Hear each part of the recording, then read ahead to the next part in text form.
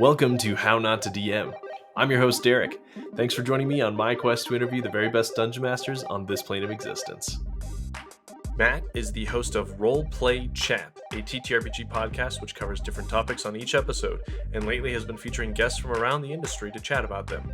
I was on Matt's show a few weeks ago where we chatted about social encounters, which was a lot of fun, and I think we had some great ideas for people to try out, so go listen to that once you're done here. Go ahead, I'll wait for you to cue it. Okay, and now hear from him about his own DMing philosophies and more. Enjoy! Perfect. Well, I'm Matt. I've been playing Dungeons and Dragons and Fate Core. Those are my two bread and butter role-playing games. Been playing them for about 12 years now. So I got introduced to the hobby in university. I studied math and stats. We had a undergrad game lounge, or it was a lounge, but it was really a game lounge. Like that's where we played, Friday nights, Thursday nights after a late lecture. We would just gather in the math undergrad study room and, play board games. And one day, a close friend of mine pulled out a 4.5 player's handbook. And we just swarmed to that thing like flies. We were like, what's that? Let's try that. Let's play. And, the next day we went and all had our own copies of the book, sat down, played, and we were all terrible at it. We didn't know what we were doing. We didn't understand what role playing was. We had like pennies for our minis, and we used the chalkboard in the student lounge as like to draw maps and stuff. It was fun. It was a simpler time, if you will. But yeah, and then ever since, the rest has been history. I was a player for about 2 years before I started game mastering, and I just found it to be unlike any other hobby I've ever done. This ability to create something and create it collectively with your friends around a table, just riff off ideas and like share your creativity in such a constructive and honest and open way. There's nothing like it. Like I've never experienced anything similar to that. And it's just so much fun. Like, genuinely so much fun. So I game mastered, cut my teeth on 4.5, and since then I've game mastered 5th edition, a little bit of Pathfinder, a little bit of Warhammer Fantasy Roleplay, a little bit of Blades in the Dark, which is a lot of fun. It's powered by the Apocalypse game. But I always kind of circle back to D&D. It's the one that everybody knows. It's the one that's the simplest to run, and it's the one that seems to get new players interested as well. And yeah, that's kind of my hobby nerd story, if you will. Yeah. I love the way you described how D&D really hooked you in, because that experience is very similar to mine, like realizing the potential of this thing that we were doing and realizing how much fun you could have with letting your imagination go wild. Yeah, I related a lot to that. Also loved the chalkboard and penny story. We were playing at lunch at my company as kind of like my first introduction to the game, and we had a whiteboard, Nice. Yeah. and we had like little pieces on the whiteboard, and that was our map. So it's same kind of thing. Yeah. Yeah, a It's lot of funny fun how you though. graduate from like rookie nerd to now, we're playing on like Roll20 with like maps that move in the background or like having ambient music playing. You Yep. really you graduate from the chalkboard or the whiteboard to terrain. Or one of my buddies has a TV like that he made himself. He's a great woodworker. He built himself a wood table, and he like propped up an old flat screen TV inside it. It's real cool. Yeah, my one of my players is working on one of those himself.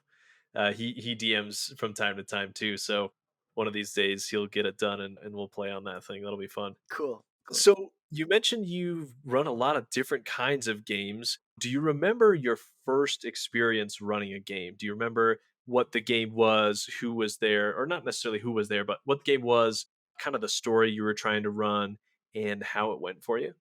Yeah. Yeah, I do, and it's a very vivid memory that I don't think I'm ever gonna forget. The first You time know, I tried, I don't mean to cut you off, but it's funny you say that. But like a lot of people I've talked to don't remember. So really, hopefully, yeah. Like, well, I feel like the people who don't remember their first time they played was like the 70s or 80s. I see. So I Okay, suppose we can give them a pass for 35 or 40 years ago. But anyway, pretty I mean funny. maybe their first time game mastering was a lot better than mine because the reason I remember it was because it was a dumpster fire. Like Oh yeah. it was so bad, and I was running for my girlfriend, her Oh yeah. sister, and a buddy of mine. Uh huh. And I mean, she's now married to me, so it couldn't have been that bad of a game. You know, it's True. it worked out. But all I remember was it was some prefab adventure that I found for D&D 4.5, Yeah. and it started off with this encounter. It was supposed to be this quick and easy encounter where the party's walking towards the town gate and they get ambushed by a pack of wolves. That was like it's supposed to be super straightforward, but it just didn't work out. Like it was supposed to be rainy. There was like the terrain was difficult terrain, and 4.5 is no sorry not 4.5. Fourth edition is notorious for being just like a slog fest. Like combat takes too long. It was a relatively complicated system for new Uh people. huh. We were all Lots of new. abilities. Yeah, lots Yeah. of abilities, stuff like that. So anyway, so the combat just went forever. I think what was supposed to be a 20-minute fight lasted 3 hours. I remember the whole party was just bogged down in the difficult terrain. They couldn't move. The wolves were attacking them and just kept everybody kept missing. And I remember the reason I remember it so vividly was that my players were so discouraged. They were like, I don't think we ever want to do this again. Oh no. And, that's not something you want to hear as a first time game No. master. And I was like, No. stick with it. And I really learned a lot from that because I was playing that game so by the book. I wasn't fudging any dice. Every time that they missed, they missed. Every time that the wolves could have maybe run away, they didn't. They stayed there and they kept fighting, and it just kept on going. And I didn't really do anything in my power as a game master to like make the game fun, which is kind of what we're Uh-huh. supposed to do. Yeah. But yeah, that was it. So 3 hours of fighting wolves in the rain, and I convinced them to play again. It turned out better, but that was my first time running. Oh, yeah, I remember mine pretty vividly too. It wasn't so bad. It was very memorable for different mistake reasons. Anyway, that leads us very well into the next question, which is, yeah, Matt, what are some of the mistakes you've made as a DM and as a GM, system agnostic? You know, it could be early days, could be up to last week. Yeah, and what are some things you feel like people could learn from these mistakes you've made? Yeah, I mean, I think anybody who says they don't make mistakes would be lying. I think we have to make mistakes, or at least if we want to become better game masters, we need to push ourselves out of our comfort zone and try new things. And ultimately, they're not all going to stick, they're not all going to land. So I think one thing we should do as game masters is make mistakes. That's maybe a lesson that I think everyone should learn. Don't be afraid to make them. Yeah. But specific mistakes, there's a few moments in my mind that stick close. That first game really stuck with me. That was where I told myself that, what, fudging dice is okay. And maybe people are going to come at you on Twitter for that, but I think fudging dice. At role play chat. Don't talk to me. Talk to him. Yeah, come at me. Let's go. I'm ready. They're fighting words, I know, but yeah, fudging dice to me, that was when I told myself, you know what, it's okay for me to make an attack hit when it shouldn't, or make an enemy take more damage than they should, just to kind of put everybody through this and finish off for the sake of enjoyment. Another moment in my mind that stuck around for a pretty long time, and it's not too old actually. It's probably about a year or 2 years old, and it was the time that I run a pirate campaign. That's kind of the current campaign that I'm running right now, and it's in the Fate core system. Love pirates. Pirates are awesome. It's very like Pirates of the Caribbean meets Avatar. like Avatar: The Last Sweet. Airbender. It's a really, it's funny, but there's some serious moments, and we got a cool pirate ship, and there's all these islands with all these cool factions and stuff. And anyway, it was probably the second or third game in that campaign where one of the NPCs died. One of the relatively important NPCs died in a fight. And the thing I was focusing on at that time was pacing. I really wanted the pace of my game to have kind of like a reverse bell curve kind of feel to it, where you start off high tension, you got some downtime in the middle, and then you end on a cliffhanger. That was like my Mhm. objective. And in an effort to maintain that pace, I kind of pushed through the death of this character very quickly. I was like, let's move on, like let's go on to the next thing. And I directed the game towards one of the cliffhangers that I had prepared ahead of time. And when I looked back at that, I thought that was a terrible mistake because my players wanted to grieve the death of this character. They wanted to role play together. They wanted to have a little ceremony for this character. And I kind of didn't let them have that. And I know people listening are like, Matt, you're a terrible GM. Like, how could you not let them have that? But I was so fixated on this idea of giving them, delivering on this high climactic moment at the end, a kind of cliffhanger moment at the end, rather, that I got blindsided by it. And then ever since that happened, I was like, you know what? I'm never going to do that again. If my players are invested in the world that I'm presenting to them, I'm going to give them all the space they want and need to do that. So that was kind of a lesson that I think a lot of game masters, hopefully you've learned it already, but if you haven't, never expedite when your players are really entrenched in it and they're really, they're letting their feelings out and they're letting their role play moments happen. That is like the beauty of the game, and you should let them have it. Yeah, this reminds me of an episode of Dragon Talk I was just listening to with Matt Colville, where he talked about an experience with a brand new player who was interrogating someone, and then the another player came up and just like stabbed the person he was interrogating before he Oh was no. done. And I mean, it was the player, not the DM that did this, but it's the same kind of concept where you gotta let people like get the fun out of the game that they are expecting, and you don't ever want to take away someone else's fun. And grieving doesn't sound fun, but like, it's part of the role playing game that you're playing, like there's going to be death and there's going to be death of people they care about even if they're not real, and it's something to let them take some time to enjoy or to experience. That's a better way to say it. Yeah, yeah, So, yeah, absolutely. great advice though. Thanks for sharing that. On the flip side, do you have any instances of really fun or memorable times from your game? Could be role play, combat, improvisation, stuff that really sticks out in your mind that was really epic or fun or memorable. Yeah, absolutely.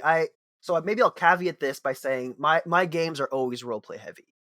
My players have a tendency to really enjoy that. I have a tendency to really enjoy that. I love using little stupid voices for my characters, and I love it. I know, having conversations between, watching conversations unfold between characters as they unravel plots and things like this. That's not to say that we don't have combat or we don't have, investigation or intrigue, but roleplay tends to be the focus. And some of my best memories are when my players roleplay together. Like I'm not even Mm. involved.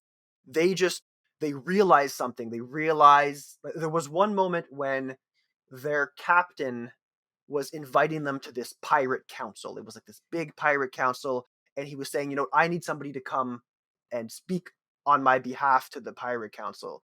And there was this whole discussion between the characters, between the players, to kind of decide who would be the best suited to go and have that conversation. And they just sat there for about half an hour, the three of them, or there was four players, but one of them wasn't there. So the three of them were discussing and debating in character who would be the best suited. And it's funny because the one that they ended up choosing was the person who I would have never expected them to pick, who's, he was secretly he's like a son of an imperial man who's the enemy of these pirates, like, so to send him into the dragon's den and just get roasted was, anyway, I would have never expected it. So it really stuck in my memory, and this amazing scene between my players, and then they pick this outcome that I could have never predicted. and now we got to roll with it. And then I had to react to that as being like the members of this pirate council. It was a lot of fun. I love a good council where you get to do all of the silly voices, like you said. So, when you were learning how to run games, and even now, who are some of the people that you really look to for advice, or maybe people you try to emulate their style in running games? Could be people that are well known, could be people that are personal to you. Yeah, that's a good question, and I actually I don't know if there's anybody. Yeah. That's gonna sound like a cop out answer, but you know, a lot of my games, as far as inspiration go, I tend to seek inspiration from a lot of media. I like a lot of media that is very soft in its world building, especially when I'm looking for inspiration for my games. And when I talk about soft world building, I mean not the Lord of the Rings. It's like the opposite of the Lord of the Rings. You know, You're the not writing volumes before you even decide to start playing. exactly. So you know, I'm if I want a spark of inspiration, maybe I'll watch like a Studio Ghibli movie, or Mm, I find the Avatar, the Last Airbender. That was something that was very, for me, very inspirational as like this world with these different factions, but it's not super well understood how they use their, you know, their quote unquote bending or magic. I really like that when a world has enough flexibility for the players to kind of breathe their own life into it. And I know some people like the opposite. Like some people like having systems that are very concrete and having, like, you know, they're tracking their economies and they're tracking the climates and they're tracking the calendar and stuff like that. But I find that hard to be inspired, hard to kind of mold into what you want it to be.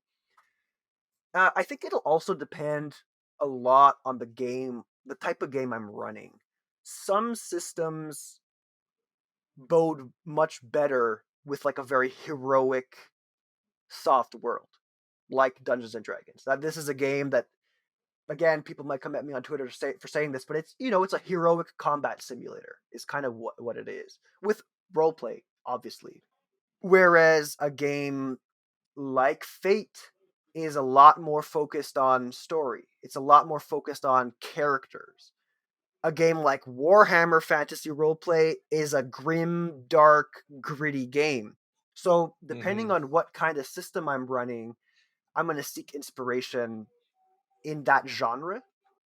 Not to labor the point, but I find there's a lot of really good Japanese horror. So if people are looking for inspiration to run a grim dark game, maybe they're playing some Elden Ring right now and they're like addicted to this like death everywhere and their character is always struggling to win.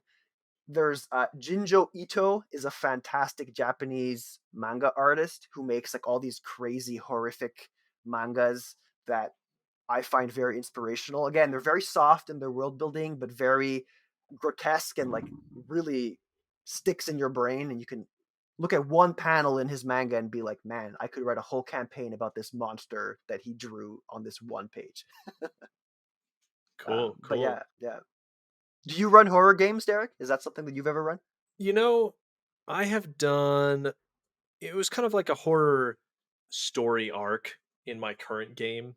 This pulls heavily from the Dungeon Dudes, your Canadian brethren up there. I'm not sure if you've ever heard of them.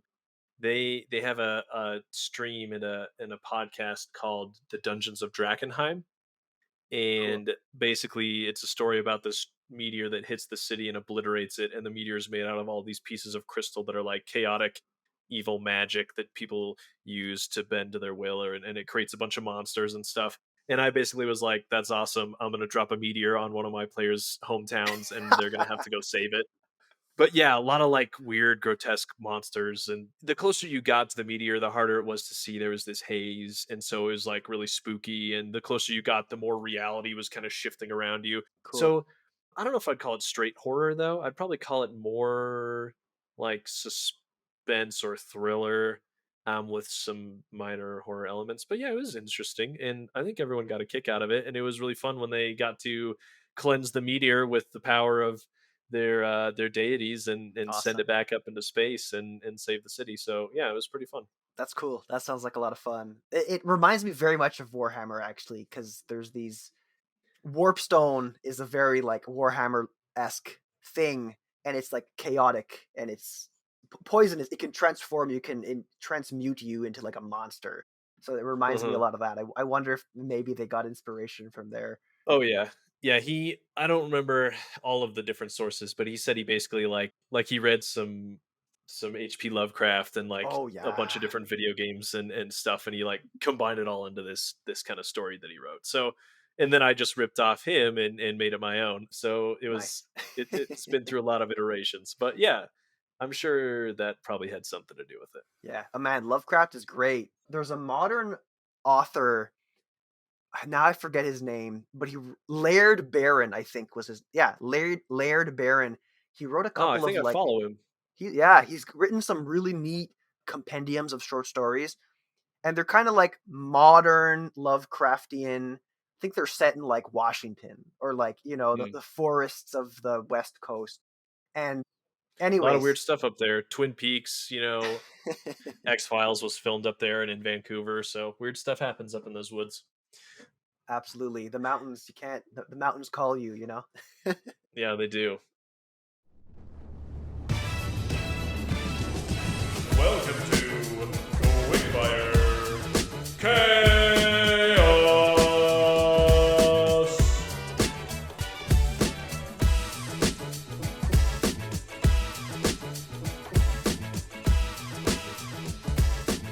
Okay, let's start it off by rolling on the NPC voices table. So yeah, give me the hundreds. All right, we got 30 on the nose.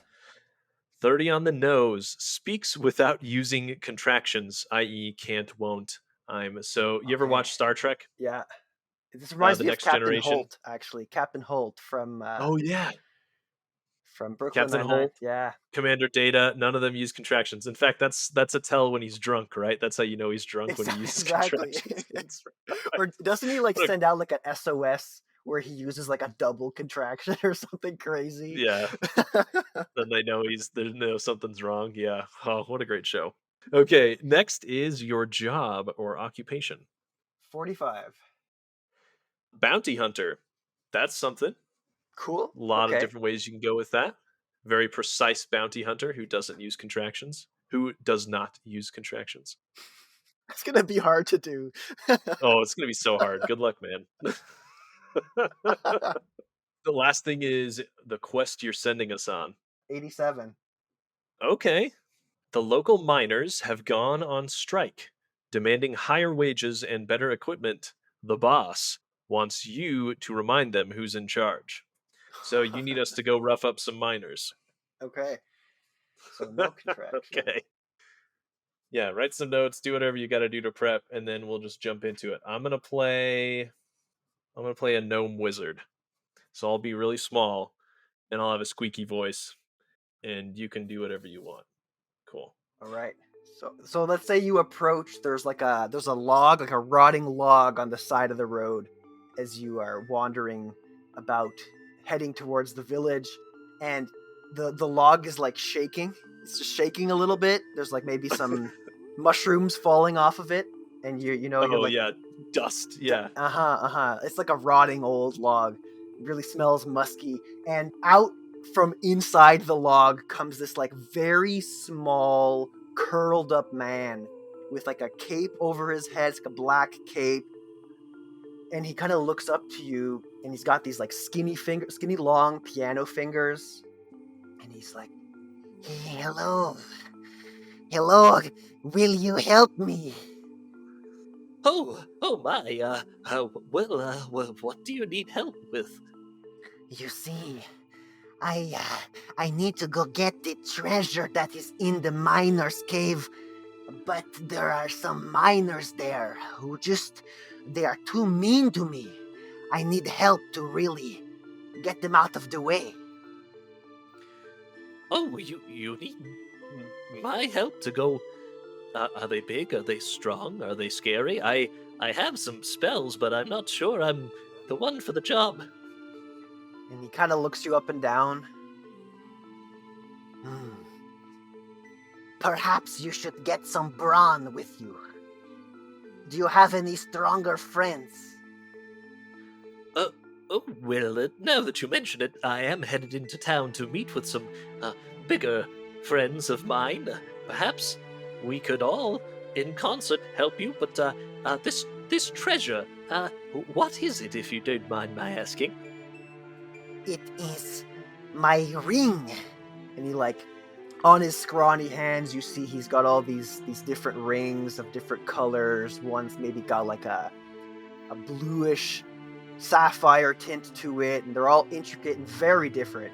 One looks elven made, one looks dwarven made, and you can tell that on his ring finger, like the left hand, he's missing his ring. That's there. He says, "My wife will be very upset if I don't get it back." I see. That's quite the collection you've assembled there. I hope you don't intend to do anything nefarious with them, but, yes, I think we could help out. I shall head into town and find my friends, and we can meet you at the mouth of the cave at, a sundown, suppose? Yes, look for another log. That is my favorite place to stay. Okay, one more thing, if I may. Would we be able to split this treasure, or is it just the ring that we are going after?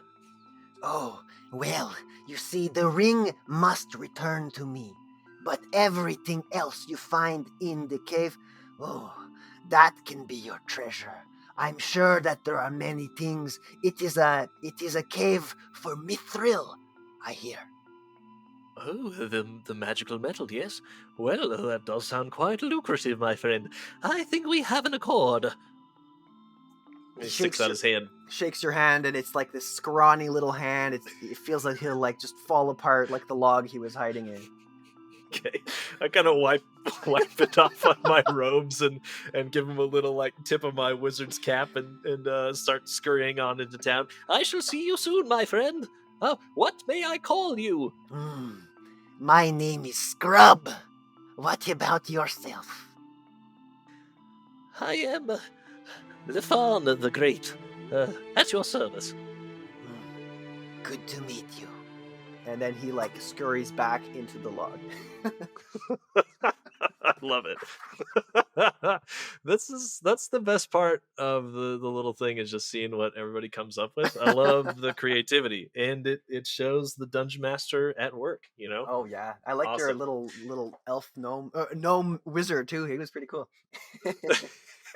He's based off an NPC. That's the good news. I can just make it up. All right. So, Matt, you are the host of a show called Role Play Chat.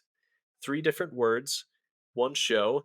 Tell us, what is Role Play Chat? Where did you get the idea? How did it start?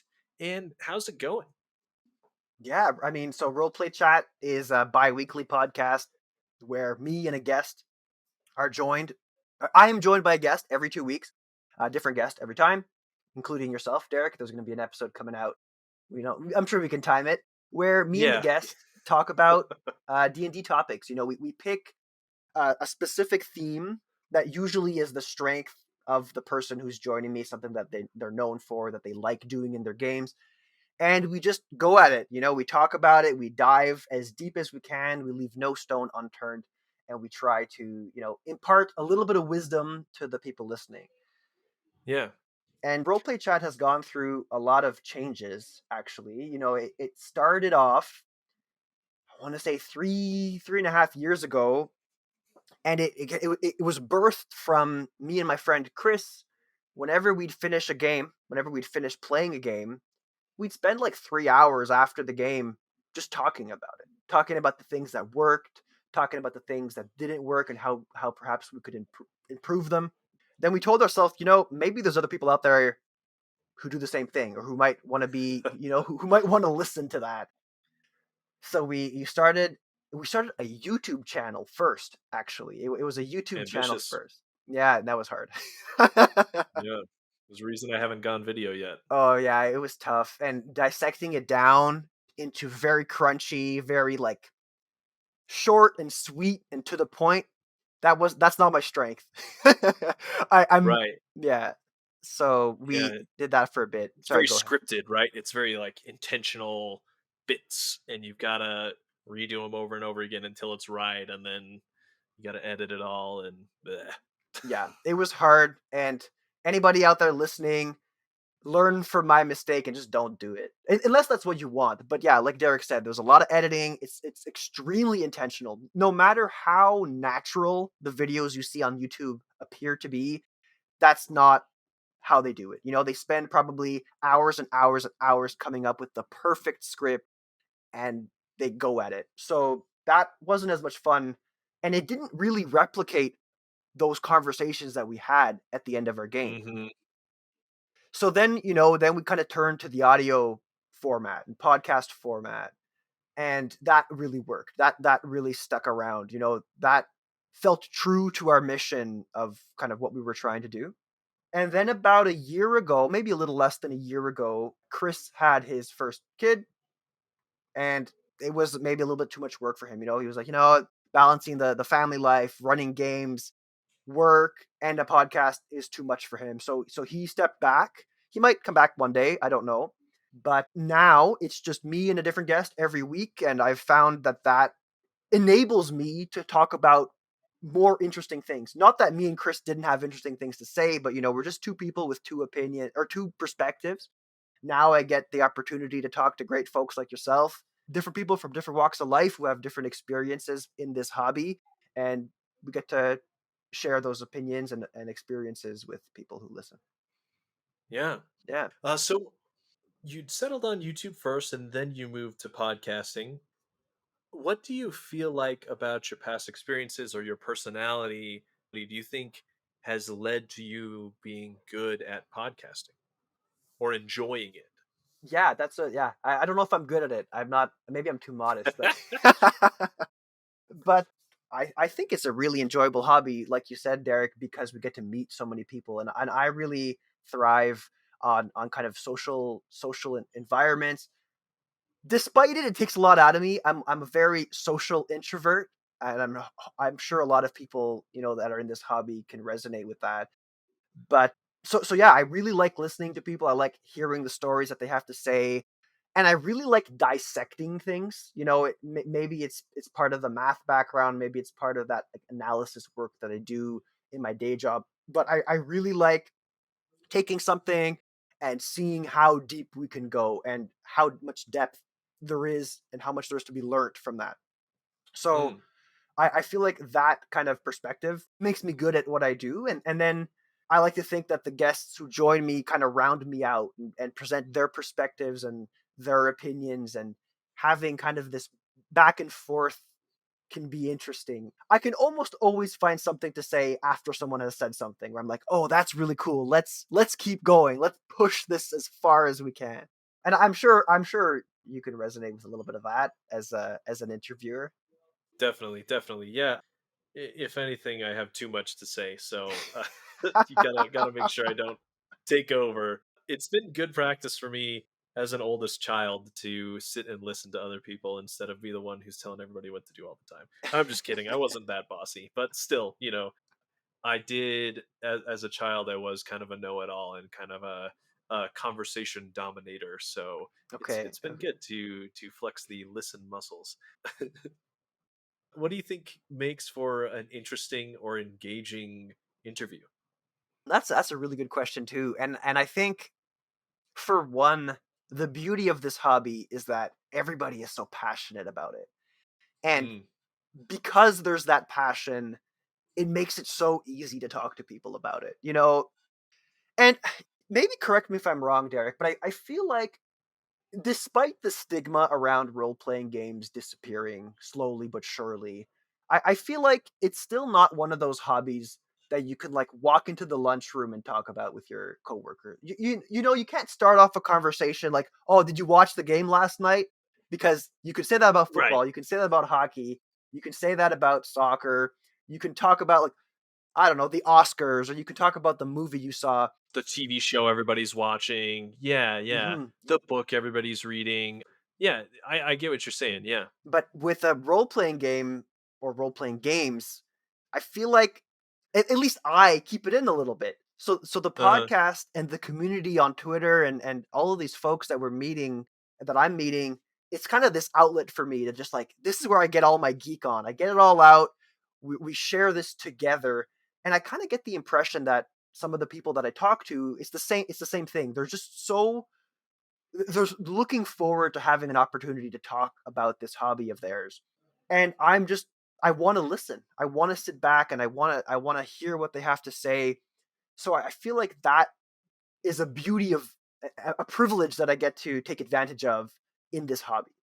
Now, obviously, Hmm. there's other things I could say about an engaging interview is one where you ask open-ended questions, you focus on strengths of the person that you're talking to, you try to find a common ground where you have just enough to say, but they're going to have more to say, and you kind of give them the opportunity to have the spotlight. And it's funny because it's very much like a role-playing game. As a game master, you want to shine the spotlight on your players and give them opportunities to shine. I feel like that's what hosting an interview podcast is too. It is. It kind of is. Didn't think about it like that, but I like that. It's true. Like when I get a new job, it's not the first thing I go tell everybody. Hey, I play D&D. I have a D&D podcast. It just kind of comes up eventually, and some people are like, "Oh, cool," and some people are like, "Whatever," And Exactly. it's not the zeitgeist just yet. It's not in the zeitgeist just yet. Hmm. It's making its way there still. So Yeah, for sure. That's one of the benefits of D&D. As much as people kind of hate on it, or not hate on it, people like to preach that you should try as many RPGs as you can, and there's a benefit to that, sure, but we can't deny the cultural impact that D&D has. It's creating so many new players. It's bringing in so many new folks. It's growing the hobby in such a fantastic way. But Matt, it's not a good game. But Matt, there's so many games that do it better. But Right? Matt, Oh, blah it's so blah blah broken. You blah. always have to homebrew Yeah. everything. Ah, come on. Jeez. I've heard it all before. Thank Uh, you for your original opinion, talking head. Okay.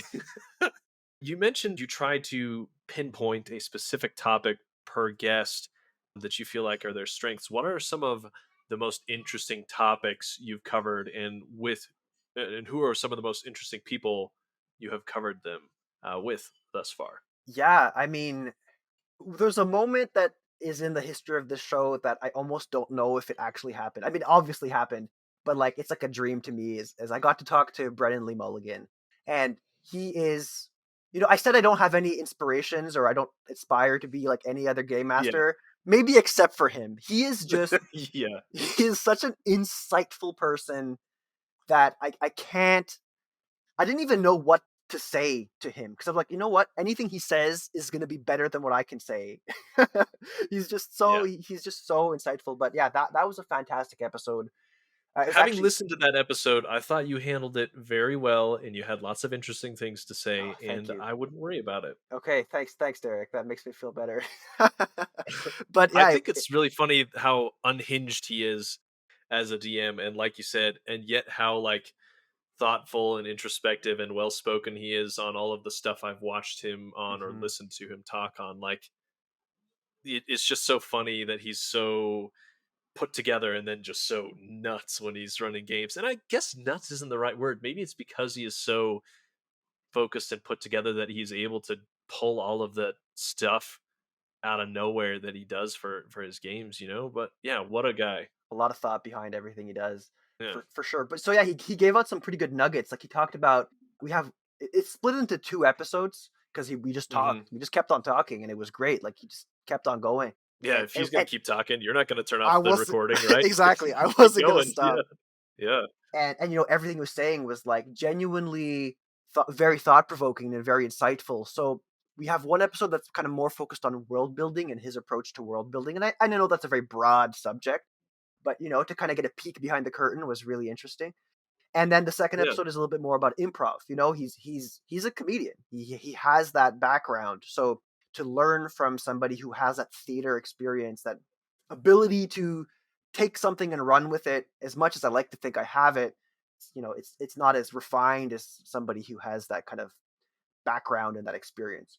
Those are two great episodes of the show that, like I said, I feel like it was a dream that it happened. It happened so odd. It was so odd too. I got an email from Was it in somebody. preparation for the release of one of his series with Dimension 20? It It was, it right? It was, was kind yeah, of it like was a kind of press like tour kind of a thing. a build up to that. Yeah, yeah. Which one was it? Do you remember? Oh no, I don't. I think it was Was it on Sleeping City? might have been, yeah. Yeah, it might have been on Sleeping City. But We can look it up later. Anyway. but yeah, it was fun, and it was such a funny story where I got an email from somebody that was like, I guess his agent, or like not even his agent, like the person who worked but like as the assistant to his agent. And I was like, what is this? This has got to be spam. Like, there's no way. There's no way this That's is such a happening. niche spam thing, like I'm gonna spam TTRPG interview podcasters. Like, okay, You joke whatever. about that, but like I get some really weird emails. So Really? yeah, I have never gotten spam. I That's think it funny. was because Well, I mean, I've gotten spam, but not like to this account. yeah, Anyway. yeah. I think at one point I had the role play chat email on the Twitter, like on the profile of the Twitter. So I'm sure a bunch of bots picked that up and it Uh, just caught like wildfire. So it was in like the heyday of that. I was getting all kinds of stuff like join our new app for podcasting that nobody's ever heard of, stuff like this. oh, yeah. And then yeah, there's this email like, "Hello, have you ever heard of Dimension 20?" And I'm like, "Yes, I have." I have. What? Why?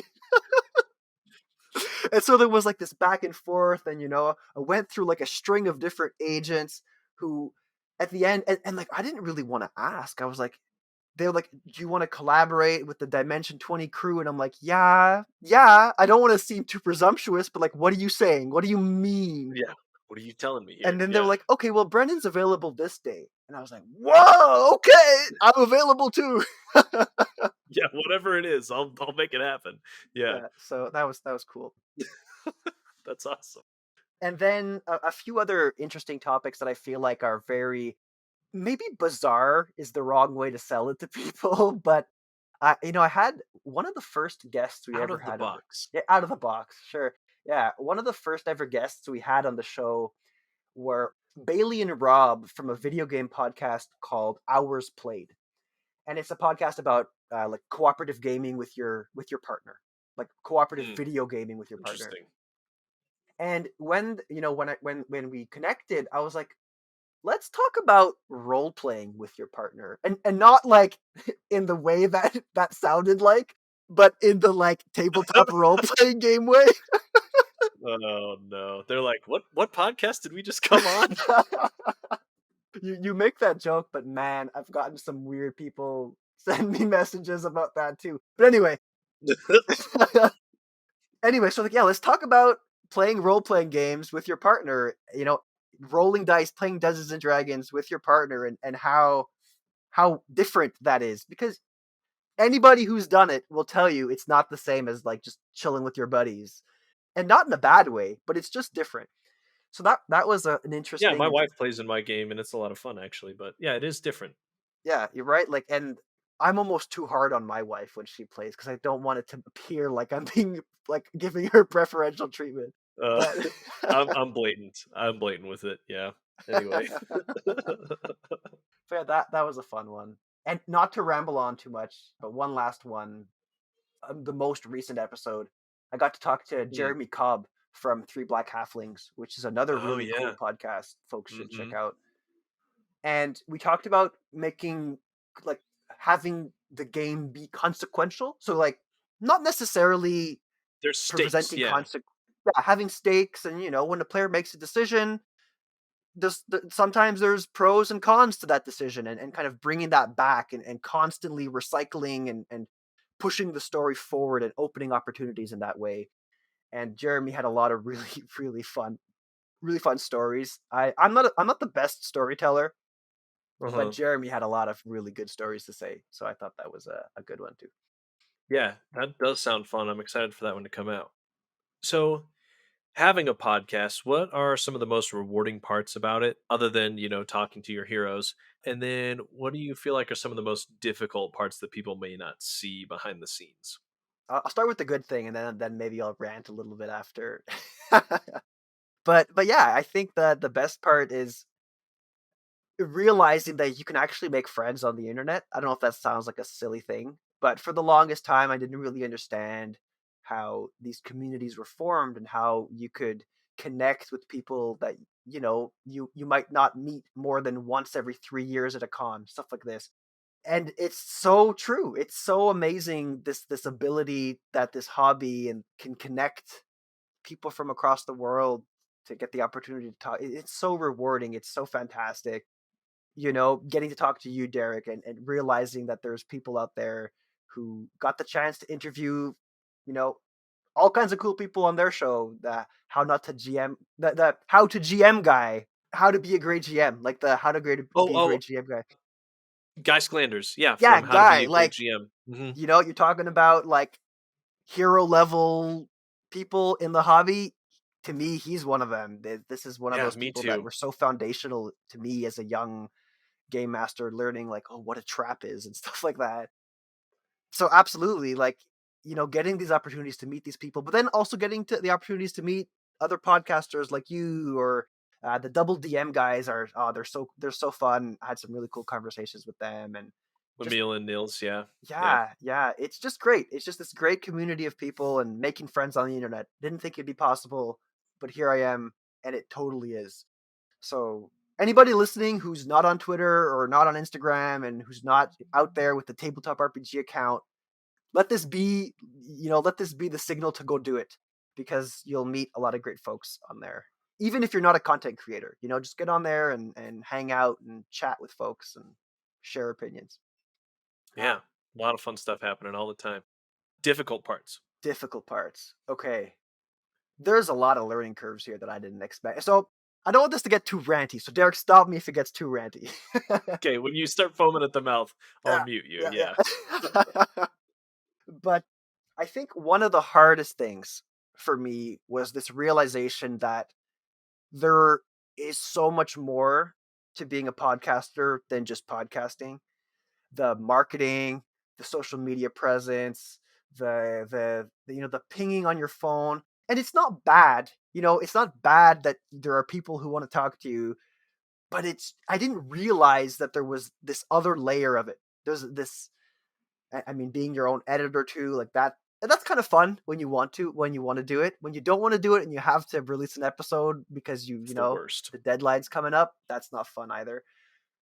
But yeah, it's just There's that so there's many this layers, list of huh? other things that I wasn't expecting to be so important. Like I figured, yeah, you know what, I'd create a Twitter account or I'd create maybe a Discord one time, but man, it's just like there's so much more to it, that if you want those tools to work for you, you just have to keep pumping into them.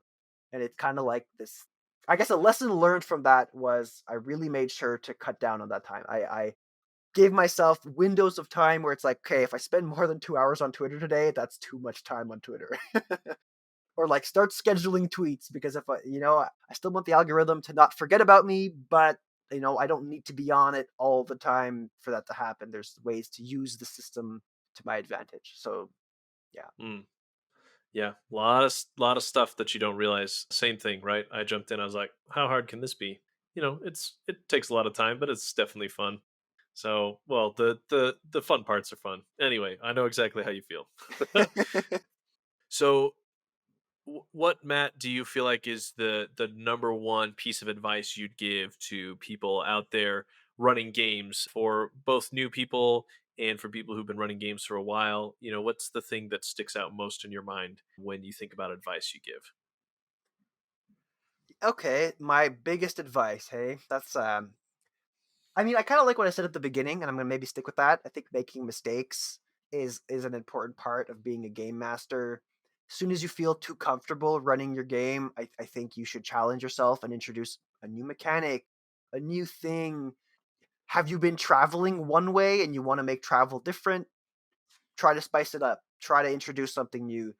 That I think that's important, and it's okay to fail. It's okay to let other game, like your players, they can know you failed. You can tell them, hey, I tried this. It didn't really work the way I thought it would. Let's try something else next time. But I think there's a way to fail. There's a way to make mistakes. Uh-huh. And it's not by doing too many. So don't try 5 new things in a game. you know, that's too many. Yeah, Because then your game will just be probably. kibosh. But yeah, one thing at a time, little baby steps, and eventually you're going to feel comfortable doing a lot of that stuff. And then I think another piece of advice that I'd like to give aspiring game masters or game masters who've been doing this for a long time is, and it's going to sound a little bit like a broken record, but it is to try to find new systems. Not necessarily run them. I don't think you need to run new systems, but there's a lot of neat things in systems that are out there that can kind of teach you the way to game master, and you can kind of inspire yourself from that. One system that I like to refer to a lot that's kind of bizarre, I think, and it's not too commonly known, is called Dogs in the Vineyard. And you can get it free to play. Like, you can go find it if you look it up on any of the places where you normally find role playing games. And it's a relatively old game, but the way that it presents challenges to its players and the way that the players have to react really focuses on making everything important. Like, you don't have an interaction if it doesn't make something push forward. And if you make a character do something, it's always got to have a stake. It's always got to have some kind of potential impact to the game. And I found that to be very important for me in my like journey of learning how to game master. I kind of took that away from that. And so you find these obscure systems or not so obscure systems, and you learn a little bit and you integrate those into your game master style for when you run Dungeons and Dragons or you run Pathfinder or whatever system you want to run. You can get those things as for inspiration. There's a lot of indie tabletop RPGs too. If money's a problem, I can promise you that if you reach out to an indie tabletop RPG creator and say, "Hey, money's tight, but could I have access to your game?" They're going to give it to you. This isn't to say don't pay creators. I think creators obviously deserve to be paid. They are the lifeblood of this community. But if money is a problem for you and you reach out to a tabletop RPG creator, 9 times out of 10, I'm sure they'll you guys can figure something out. And tons of them have free startup guides too, anyway, right? Like they release the 20-page version with some character sheets and stuff, Yeah. just as a preview for what the game's like. So you can, without spending a dime, get in and try a bunch of new games that way too. So yeah, always lots of free games or very cheap games or ways to play for free. All right. So Matt, then where can people find you online? Where can people find your show and any upcoming projects or news you want to tell us about? Yeah, for sure. So, I mean, before I get to that, thank you, Derek, for letting me Yeah. come on your show. It's been an absolute pleasure. It's fun because I've listened to some episodes and now I get to potentially hear myself, on your show too. So it's cool. I like that. I like the idea of thinking that I'm a guest on a show that has also had all of these prolific other folks on it. But yeah, so roleplay chat, you can find me on Twitter. Like I said, 2 hours a day, you can find me on Twitter. Roll_play_chat, and role is ROLE, like for role playing games. I also have an email address, so if you want to send me something that's more than 120 characters, you can write to me at contactroleplaychat@gmail.com. Don't send him spam though. Yeah, don't pretend you're from Dimension 20 because I'm not going to fall for it now, But yeah, so those are kind of the two main places you can find me. And then the podcast, like I said, is released every other week on Wednesdays. But you don't even have to go look at the newest stuff. The each episode, just like your show, Derek, is individual. It's on its own and it's self-contained. Obviously, the newer Yep. content, I consider the newer content to be better, especially once we really were done with YouTube, because for a while we were like taking YouTube content and then like tacking on other stuff, and those were like kind of our episodes, and it was kind of weird. So I would start maybe season 2, or if you prefer this idea of having a lot of guests on the show, even season 3, which started only about a month ago. Feel free to start there. We've got some really cool guests and some really cool topics there. And as far as projects go, this is really far away, so I don't want to overpromise, but I'm hoping to run a panel for a charity panel, and I'm working with Nick from Scry Society. So Mm-hmm. Nick does these charity one shots, and I'm working with him to try and do a charity panel where we're going to have a number of folks on the panel and just to talk about role playing games and talk about very specifically role playing. So I'm trying to get some folks who are, on actual plays and things like this, and to kind of give people advice on putting on the skin of a character, putting on a voice, having mannerisms, stuff like this, like the very like minutia of putting on a character, and that's kind of my hope. So that's gonna probably What's the happen. charity for? We haven't decided yet. It's Okay. not going to be until this summer, so it's still it's still quite a ways away. But I'm hoping to pick something topical then. And Nick has a lot of experience doing these things too, so I'm sure we'll Cool. find something. If people listening have an idea, let me know. I'm happy to hear what folks have to say. But yeah, so look for the "What is Roleplay Anyway" panel coming up eventually. All right. Whenever it happens, I'll be sure to be tweeting it out too, so everyone can see it from my feed as well. Excellent. Well, thanks, Matt. A pleasure as always. Like you said, we'll have to coordinate when these come out, so they're coming out at a similar time. But yeah, great fun chatting with you, and it was fun being on your show too. And excited to see what you've got next for us on Roleplay Chat. Awesome. Well, thank you, Derek, for having me with you on how not to DM, and stay in touch. Love to have you back on Roleplay Chat, and also looking forward to your future projects.